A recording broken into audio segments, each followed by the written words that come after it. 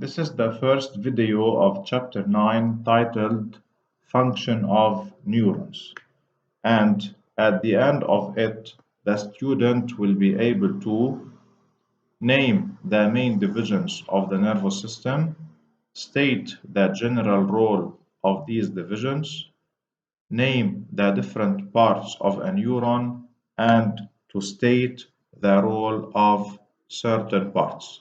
Let's start by the main divisions of the nervous system. In fact, the nervous system can be divided into two main divisions. The central nervous system, or CNS, it includes the brain. The brain itself includes the cerebrum, the cerebellum, and the medulla oblongata.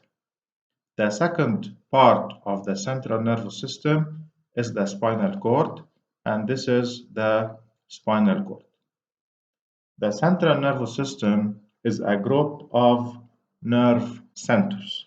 Usually, nerve centers receive information and elaborate command. The second part of the nervous system is the peripheral nervous system, or PNS, that includes 12 pairs of cranial nerves attached to the brain and 30 pairs of spinal nerves that are attached to the spinal cord. And the role of nerves is to conduct nerve messages.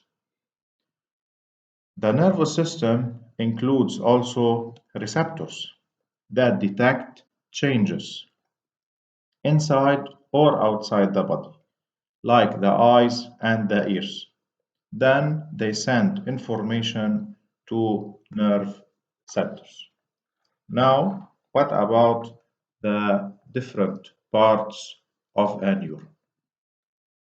One is the dendrites, two, the axon, and at the end of the axon, at the extremity of the axon, there are axon terminals. Dendrites and axon are cytoplasmic extensions. Usually, the short extension is the dendrites and the long extension is the axon. Dendrites and axon are used to communicate with other cells inside or outside the nervous system. This is the nucleus of the neuron, and the part of the neuron that includes the nucleus is called cell body. Now, sometimes the axon is surrounded by a discontinuous lipidic layer called myelin sheath. The myelin sheath speeds up the conduction of the nerve message. The reason is studied or will be studied later. Now, the regions of the axons that are not covered by myelin are called nodes of Ranvier. Now, Schwann cells constitute the myelin sheath by spiraling around the axon. Now, do all neurons have the same shape and function? Actually, no. The shape depends on the placement and the function of the neuron in the nervous system. For example, this first shape is qualified as unipolar, and it is a sensory neuron, which means that it conducts nerve messages from receptors to nerve centers.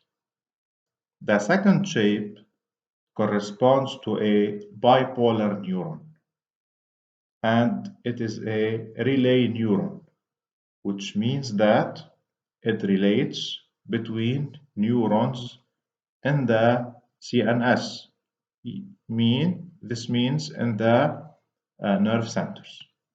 The third shape is qualified as multipolar, and as you see, it is a motor neuron, which means that it conducts nerve messages from nerve centers to effectors like muscles that respond to commands coming from nerve centers.